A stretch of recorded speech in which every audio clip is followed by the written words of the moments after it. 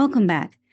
If you're joining us for the first time, this series explores core insights from mid-20th century sociology, particularly systems thinking and the structural functionalist tradition.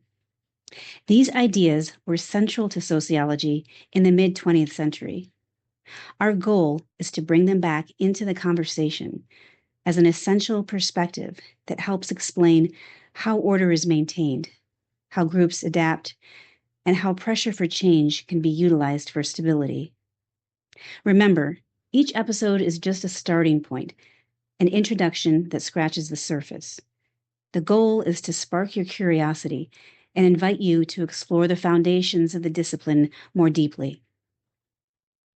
This episode explores how power operates within and across social systems, asking who has more influence on outcomes and why that matters. Sociologists understand power not as something a person simply has within themselves, but as a social phenomenon, something that is granted, upheld, and reinforced in relationships and in interaction with others. In other words, power is not just imposed, it's often permitted, and sometimes for very understandable reasons. We'll explore what that means in this episode. Think of the last time you attended a board meeting, sat in a presentation, or watched local news. Who did you sense really had the power to shape what happened? Was it always the person speaking, those with the titles, or those in the limelight? There's a lot of public conversation today about who really holds the power, and some of that conversation drifts into conspiracy theories, imagining hidden forces pulling the strings. On the other hand, there's also a tendency to dismiss any talk of overlapping interests, coordination, or less obvious influences as just a conspiracy theory, even when it's based on observable patterns. The tools we're using in this episode and the systems thinking approach we've developed throughout the series can help us find a thoughtful middle ground. They let us analyze cases themselves and avoid both extremes. The naive assumption that power only flows through visible office holders, and the equally simplistic belief that everything is always orchestrated by a shadowy few. If you've been following this series, you'll recognize echoes of earlier concepts, systems thinking from episode 1, and structure and unintended consequences from episode 2. But in this episode, we shift toward intended consequences. We're still using a systems lens, but with a sharper focus on agency. The ways that certain people and groups not only play the game, but shape the field. Why does this matter? Because power is about how decisions get made, how institutions reinforce one another, and how influence is exercised, sometimes subtly, sometimes forcefully, across networks of people and organizations. Without understanding how power operates within those systems, who has influence, who controls resources, who's perceived as legitimate, you're likely to hit walls. Your proposal might fail, not because it's a bad idea, but because you underestimated the informal dynamics of influence. So this kind of analysis is especially useful for leaders, educators, parents, coaches, or anyone involved in navigating competing sources of authority. And it helps us think more strategically about how to support healthy adaptation while preserving social cohesion. Before we dig into the core ideas for this episode, let's take a moment to acknowledge some of the key thinkers whose work we'll be drawing from. If you're interested in reading more or tracing these ideas back to their roots, these are excellent names to know.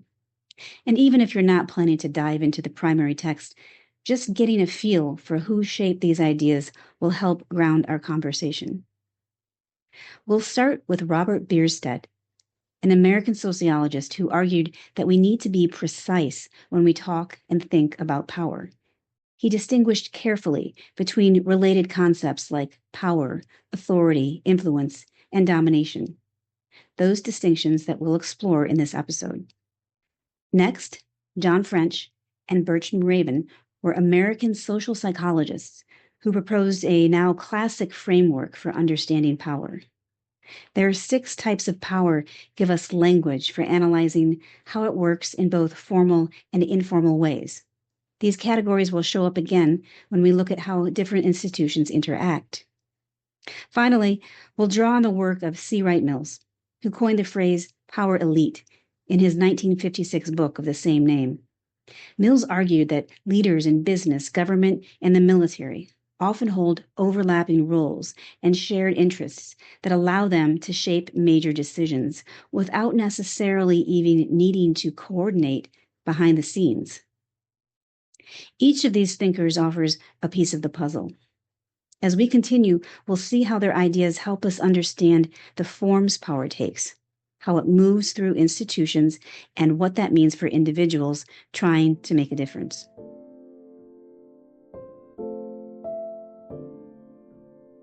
So, back to thinking about how we use the word power in everyday life. We talk about powerful people, power struggles, feeling powerless, taking power back. But what exactly do we mean when we say someone has power? And how do we know whether that power is real or just assumed?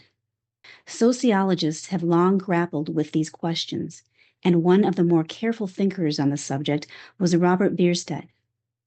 His work helps us slow down and think carefully about what power actually is and what it isn't. In his 1950 essay, An Analysis of Social Power, Bierstedt makes a strong case for precision. He points out that often we lump together a whole range of ideas: authority, dominance, influence, force, prestige, and call them all power. But if we want to understand how institutions work, how leaders lead, or why some efforts succeed while others stall, we need to pull those threads apart. So, what does Bierstedt say power really is? As expected, he defines power as a social phenomenon, not something you own like a car or a skill, but something that exists between people. He says power is the capacity to apply force, not necessarily using it, but having the potential to do so. That's an important distinction. He puts it this way: power is latent force, and force is manifest power.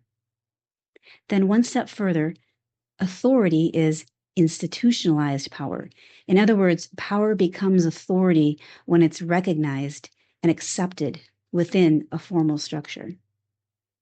Importantly, power usually shows up when there's some kind of opposition, whether competition between peers or conflict between people with unequal influence. That's where power dynamics really come into play. Now, this is where it gets especially interesting. Bierstedt draws a sharp line between power and influence. They're often used interchangeably, but he argues that they function quite differently. Influence is persuasive, while power is coercive. Influence works through voluntary agreement. We choose to be persuaded. We allow ourselves to be influenced.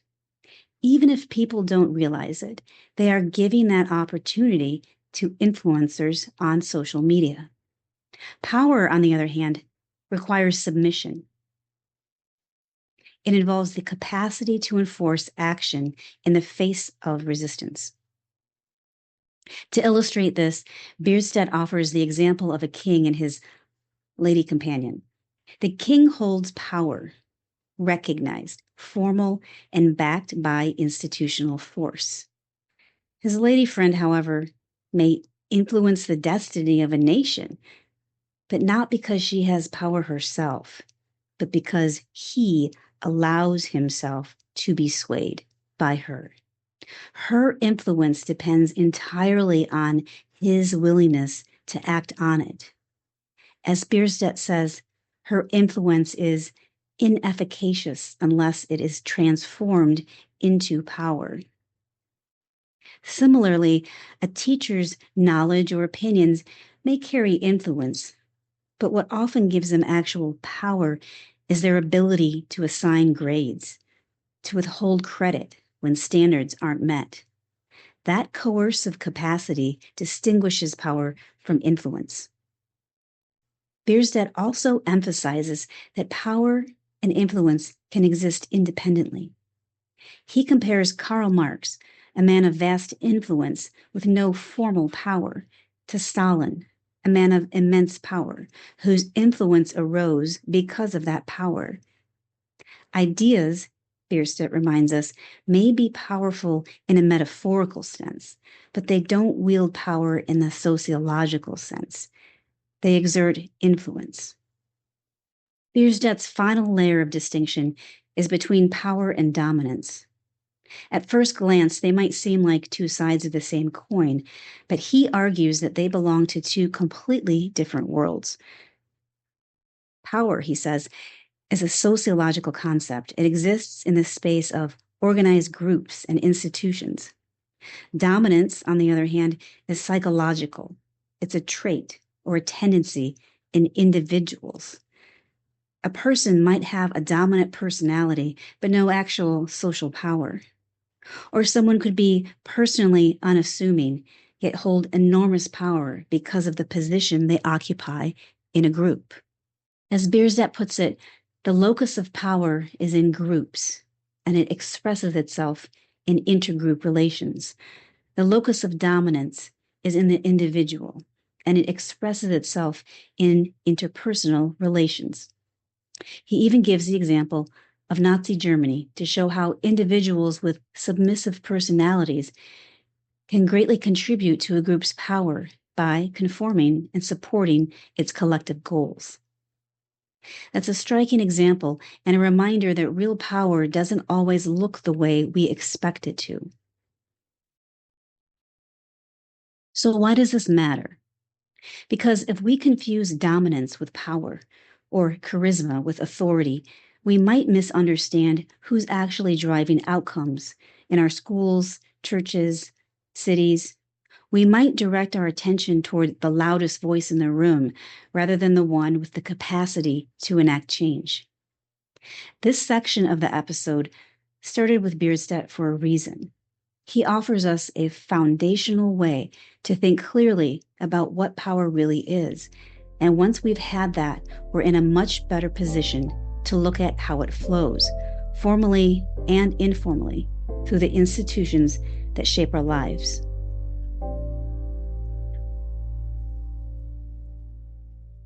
Now that we've set the stage with some essential distinctions, let's look more closely at the kinds of power that operate in everyday life and how we can recognize them. For that, we turn to those thinkers John French and Bertram Raven. In their landmark 1959 work, French and Raven identified 6 distinct bases of social power.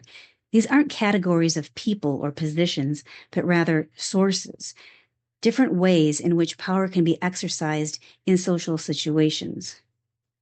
Understanding them helps us see what kind of power is at work in different institutional settings and relationships.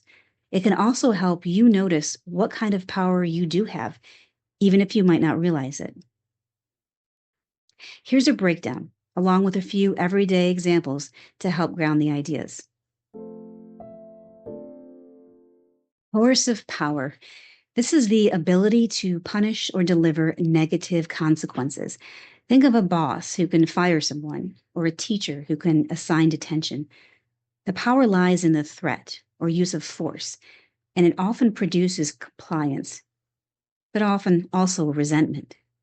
A police officer who issues citations or arrests is also exercising coercive power.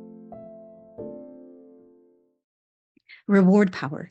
This is the flip side, the ability to provide benefits or incentives. A manager who can grant a raise or flexible hours is using reward power. So is a parent promising an outing for finishing chores, or a coach giving more playtime to hardworking athletes. Legitimate power. This comes from a recognized position of formal authority. A judge, a school principal has legitimate power because their authority is accepted as rightful. Even a crossing guard, when backed by institutional support, exercises legitimate power. Referent power. This type of power comes from admiration or personal identification. A charismatic team leader, a well-beloved community member, or a respected older family member might have referent power. People listen not because they have to, but because they want to.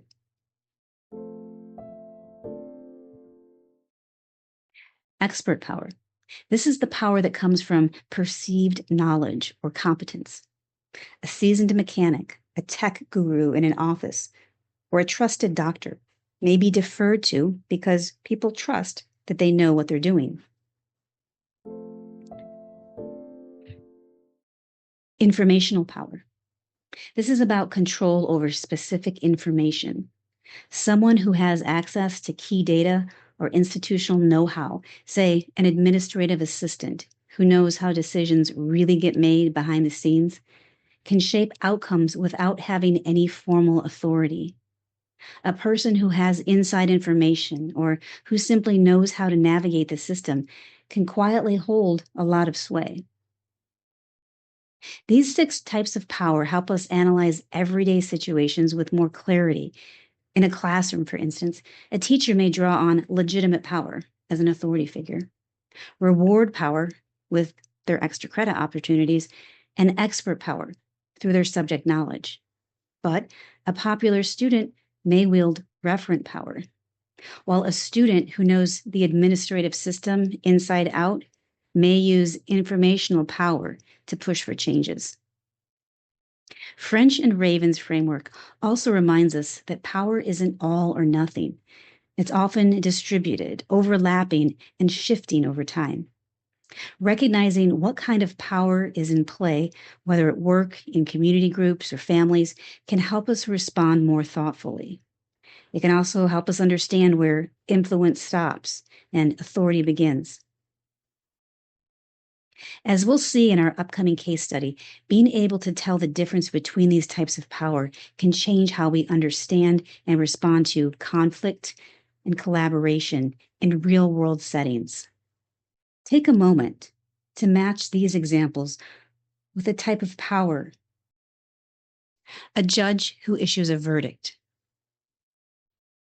An employee with insider details. A trusted technician or surgeon. A boss who threatens firing. An admired leader or mentor. And a manager who offers a bonus.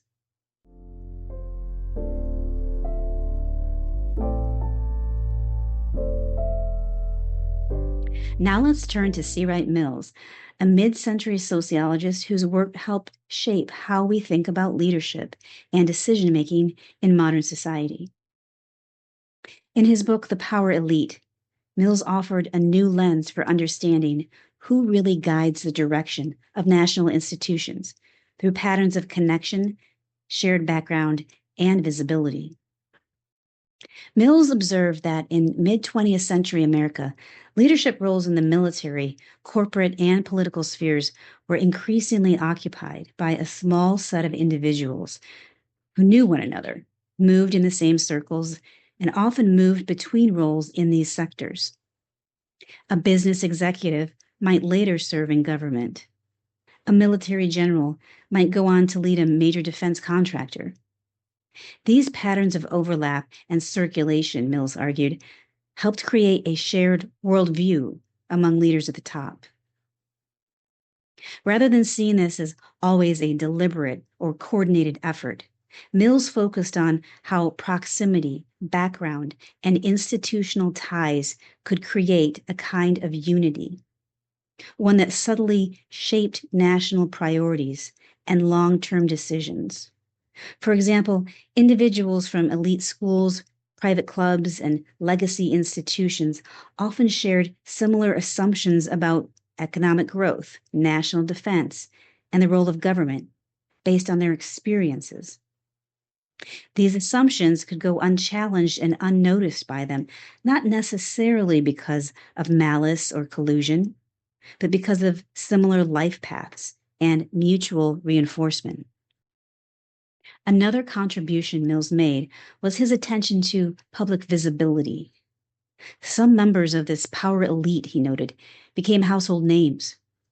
Think of a well-known senator, a high-ranking general, or a charismatic CEO. Their names and faces were widely recognized, and their influence was felt not just through formal authority, but through media representation and public image. At the same time, many others in powerful roles operated more quietly, less visible, but no less influential in shaping outcomes. Mills also encouraged readers to think about how decisions are made not just formally, but informally, through access, casual conversation, and networks of trust. Sometimes what looks like an isolated decision is actually the product of long-standing relationships and shared expectations among leaders. Taken together, these thinkers give us that set of lenses. Bierstadt gives us clarity on what power is. French and Raven help us see how power shows up in everyday settings, and Mills draws our attention to the connections across sectors, the patterns that might not be commonly noted, but are often quite visible with some attention, and help explain how certain voices are consistently heard and others consistently sidelined. Whether you're analyzing a single interaction or workplace dynamic, you now have the tools to ask better questions. What kind of power is at play? Who holds it and why? What are the limits of influence? And how do visibility, networks, and authority shape what happens next?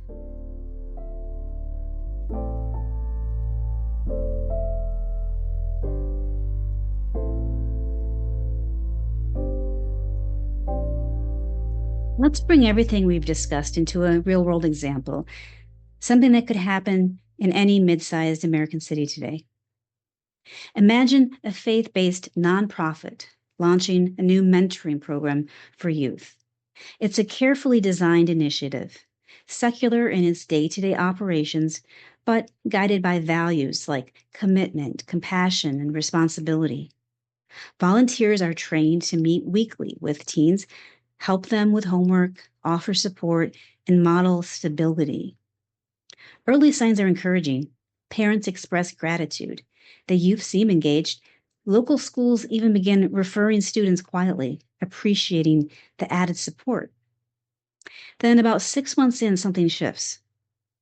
A local journalist publishes a piece raising questions about the program.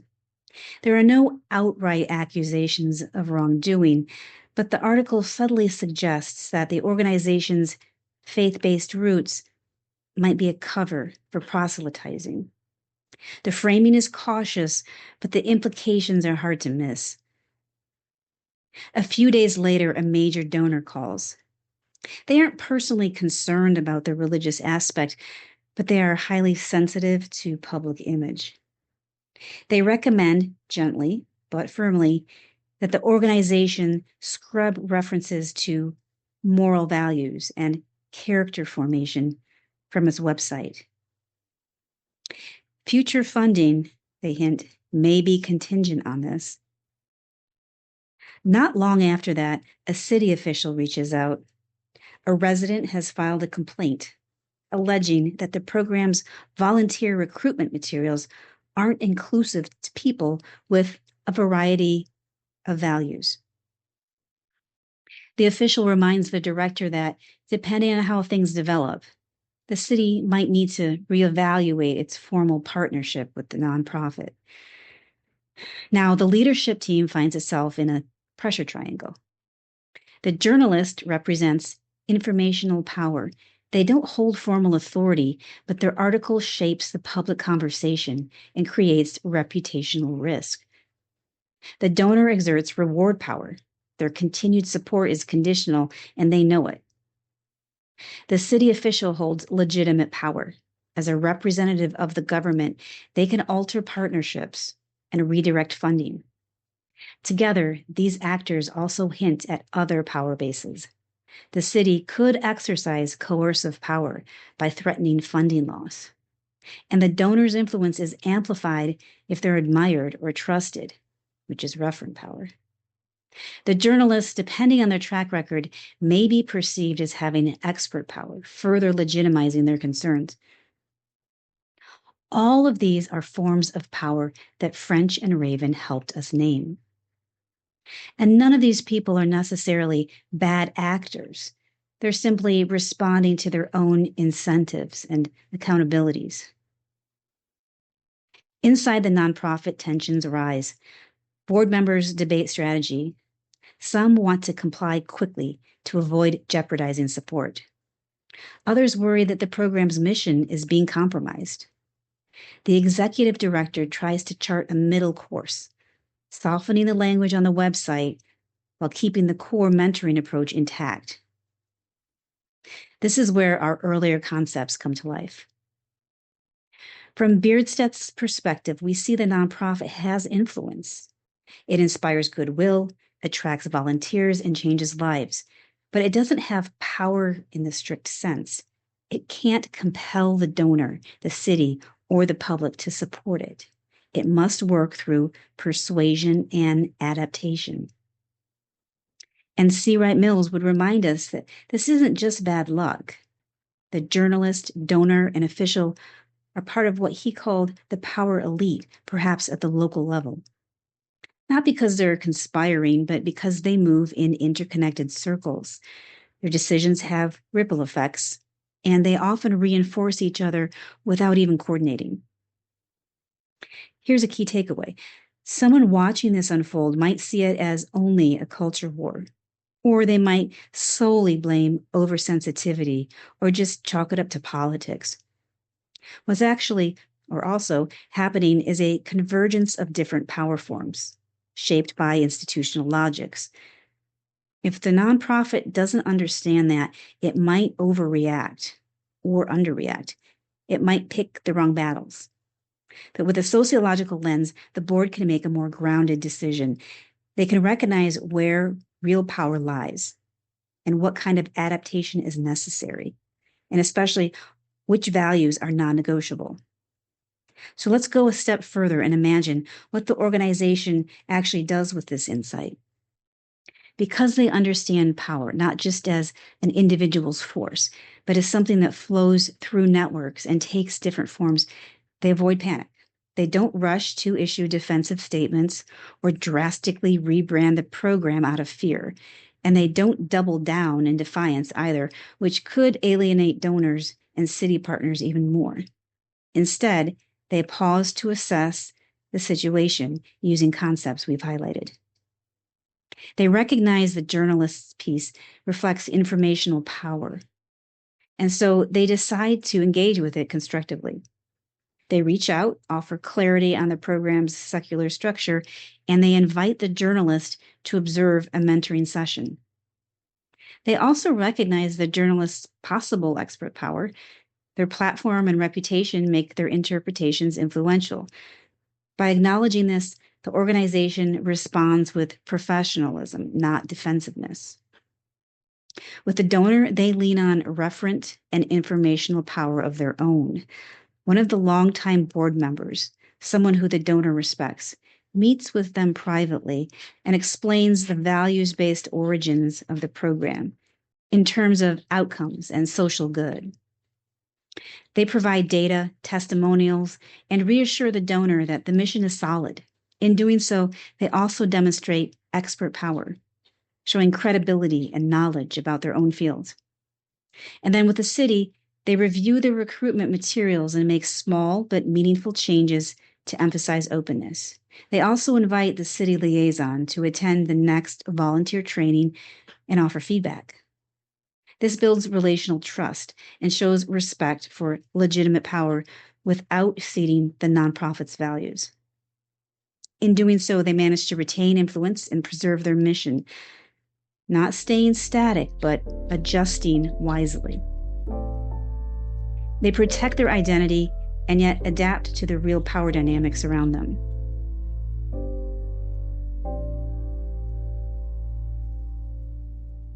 To wrap up, here are a few questions to help you reflect on the relevance of the concepts we've explored in this episode. Have you noticed a time when someone without a formal title or leadership role still seemed to steer outcomes in a group or organization? Did they have influence, power, or both? What kinds of powers were being used?